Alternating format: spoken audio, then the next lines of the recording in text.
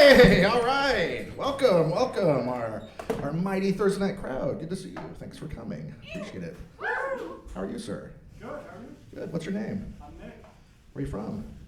Denver. What was your first car? Hyundai, I think. What's your mom's maiden name? You tell me afterwards. How are you folks? Doing well. Do you live in Seattle? Yeah, You have dogs? I do. You have an alarm system? You going out of town anytime soon? Just asking. Fair enough. Fair enough. I mean, as you can probably tell, I'm divorced. But we worked it out very amicably. She got the house, and I got this outfit.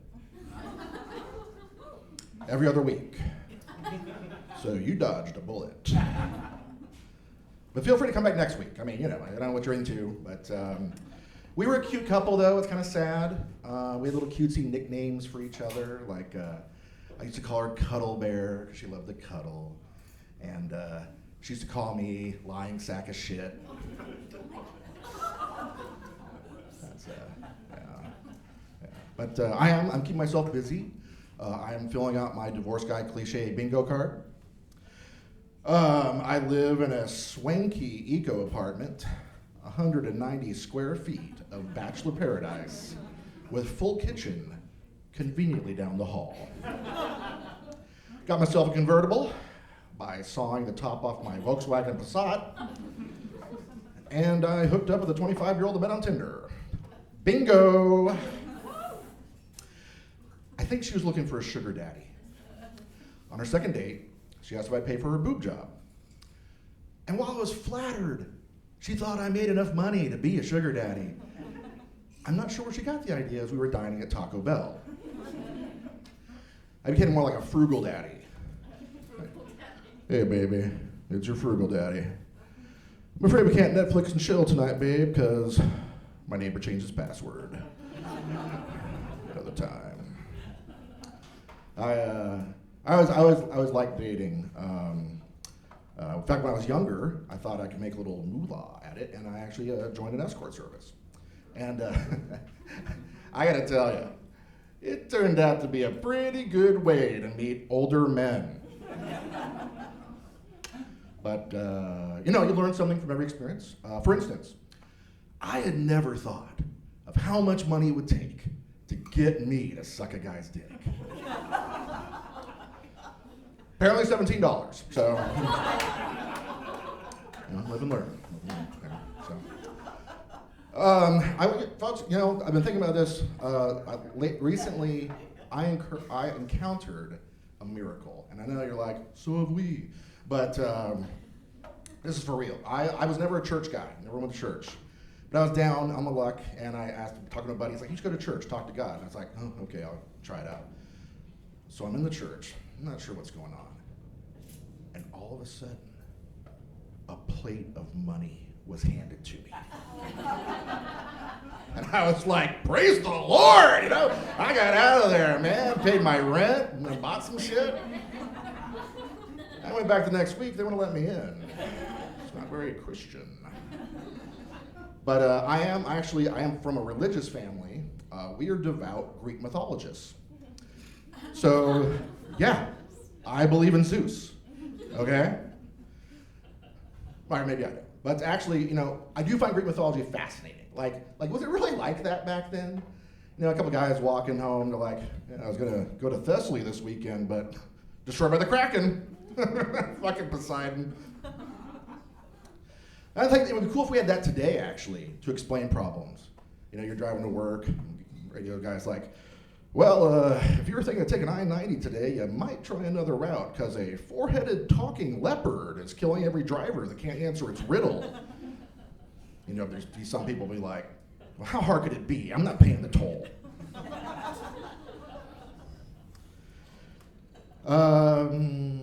Hitler, yay, nay? You have to ask these days, so.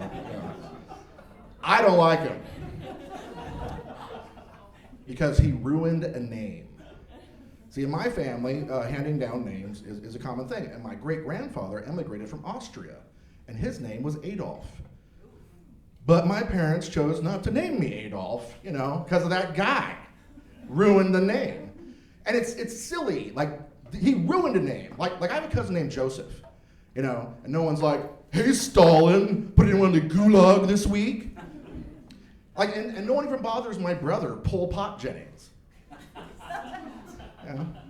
Go figure. But I'm thinking of getting another tattoo, bingo card. But you gotta think about it, because you don't want to be 80 years old and still explaining to people what a Goo Goo Doll is. I myself, I'm a huge Pink Floyd fan. I got a Pink Floyd Dark Side of the Moon tattoo on my body. Though, when you put a triangle with a rainbow coming out of it on your body, that sometimes leads to some misunderstanding at the beach. Though I'm usually able to pick up an extra $17, so pays for parking. But I am dating. There's a sign-up sheet up front. Just leave your name, number, how many dick pics you want. Because, okay, yes, I do send dick pics, but I get mine professionally done. We're doing winter shots right now. My dick skiing, my dick building a snowman. They're classy. Also, I never send them unsolicited, because that's part of the game, part of the art of seduction. Because like if I match with a woman, I gotta play it cool. I'm like, hey, I'm Jay. Want to see my penis? And she'll be coy, and she'll write back, no, all caps and exclamation points. The dance is on. So then I write back, hey, something's wrong with your autocorrect, and I send the pic. And that's usually the end of the encounter, actually, unfortunately. But so I'm on the sites and apps, I guess sites are so 2010. But there are a lot of scammers on the apps. But I figured out a perfect way to flush them out. When I send a woman money and she ghosts me, that's a scammer. And luckily I've met some women who are going to help me get my money back by getting me into crypto. So things are looking good. The apps are interesting. You have to put you make a profile. I know how you ladies love shirtless guys holding fish. So I have a picture of me shirtless holding a fillet of fish. Pretty much explains this pretty well. So then you ladies, though, sometimes you put these group pictures up, and you don't know who it is. And, it's hard to go on the date and you're like, oh, you're not the redhead. But then sometimes, you black out the faces of the people and it's just you. But there was one profile, and I'm dying to know what the story was, but she did not match with me. It was a picture of this woman and a dog, and she blacked out the dog's face. I guess it was like her ex-dog, something like that. Because she was very attractive. I wasn't confused though, like, oh, you're not the dog. But, if you folks like practical jokes, just to move on to something else here real quick, this is hilarious. Let's say you're out in public and you see a couple. You walk up to them and you say to the guy, hey, Jim, I haven't seen you since the gangbang. Now, this is probably going to say, my name's not Jim. And then you say, well, my name's not Larry. Who uses their real name to gangbang, right? Then as you walk away, you say to her, see you Saturday, Nancy. All right, we're gonna get the show rolling in just another minute, but I have a hilarious impression for you. You guys love impressions? Yeah? Okay.